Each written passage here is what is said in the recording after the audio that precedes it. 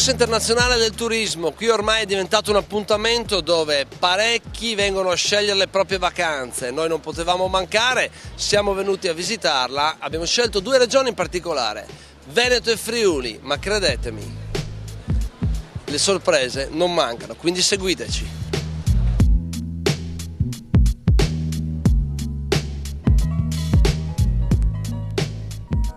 Lo stand del Veneto non può che stupire. Walter Brunello, uno che insomma è a capo dello staff organizzativo, che mi sembra che quest'anno abbia fatto sì che il parterre sia straordinario, no Walter? Veneto è uno spettacolo di bellezza o spettacoli di bellezza. Il Veneto è bello per tutto ciò che Madre Natura ha dato ai veneti, dalle montagne al mare, dal lago alle colline, con i suoi prodotti della terra e con le persone che hanno reso famoso il Veneto. Abbiamo una statua di Antonio Canova, quest'anno festeggeremo il 500° della nascita di Palladio, e poi le persone che lo stanno rendendo famose, come le persone che ho la fortuna di avere qui oggi, ma soprattutto che sono fiere di essere nate in Veneto e che sono contente di appartenere a questa regione.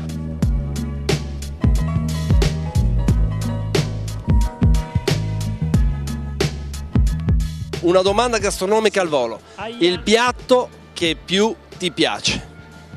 Un piatto veneto? Piatto veneto? Carne? Carne, a me piace la carne della sua macelleria, ma purtroppo lo devo dire, io ti faccio un'offesa perché a me piace ben cotta.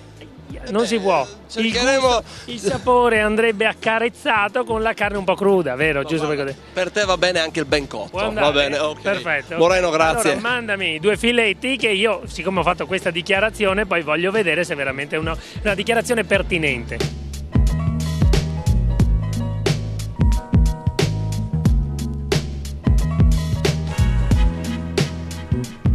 Parliamo di gastronomia, Silvia. Un piatto, perché qui si parla spesso di Miss Italia che mangiano poco, che sono magrissime, che fanno delle diete strepitose. Ma assolutamente non è vero, io mangio tantissimo e poi il piatto tipico del Veneto è il risotto con il radicchio. Certo. Ovviamente oggi ne ho mangiato 2 piatti e veramente io mangio tanto e mangiate, e lo dico, non fate le diete perché non servono a niente.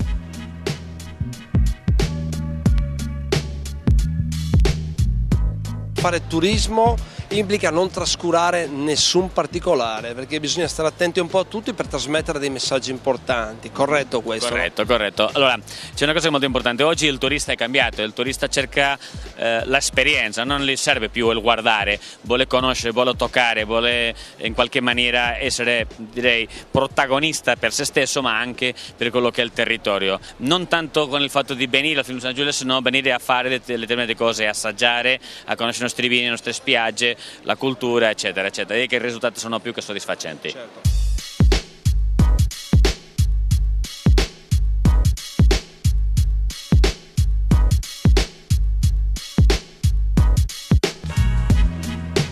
Il messaggio che le Frecce porta in tutto il mondo. Il messaggio che le Frecce danno insieme al Friuli, secondo me, è quello di una sinergia vincente. Sono realtà che condividono valori comuni e che comunque lavorano sempre per migliorarsi. Le Frecce Tricolori sono nate in Friuli e per tradizione sono sempre rimaste in Friuli, quindi il legame e l'integrazione che c'è con la regione, con la gente unica del Friuli è eccezionale.